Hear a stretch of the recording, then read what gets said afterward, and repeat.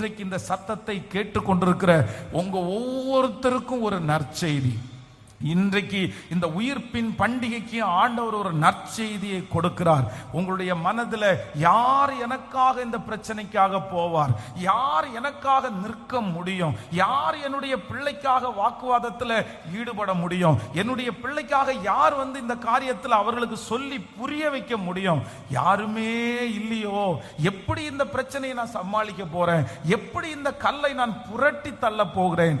ஆனால் ஆண்டவர் வாக்கு கொடுக்கிறார், இன்னும் சில காலத்திற்குள்ளே நீங்கள் பார்க்கும்போது எந்த மனுஷனுடைய உதவியும் இல்லாமல், எந்த அரசியல் மற்ற மனிதர்களுடைய உதவியும் இல்லாமல் அந்த காரியம் உங்களுக்காக புரட்டப்பட்டிருக்கிறதை நீங்கள் பார்ப்பீர்கள். அந்த இடத்துல ஆண்டவருடைய உயிர்த்தெழுதலின் வல்லமை அந்த தடைகளை நீர்க்க போகிறது. பல மாதங்களாய் பல வருடங்களாய் இருக்கிற அந்த கல் புரட்டப்பட்டு போகிறது. இது கர்த்தருடைய வார்த்தை.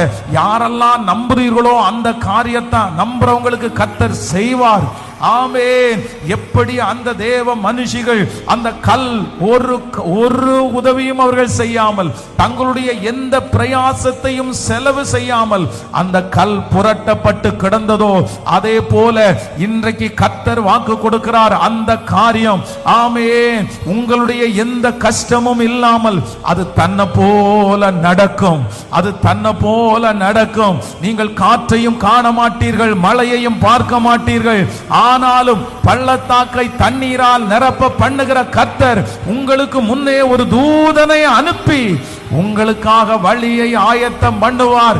நல்ல கைகளை மேல தட்டி, இயேசுவே, இந்த உயிர்த்தெழுந்த நாள், இந்த உயிர்த்தெழுந்த நாள் கல்கள் புரட்டப்படுவதாக, கல்கள் புரட்டப்படுவதாக. ஆமென்.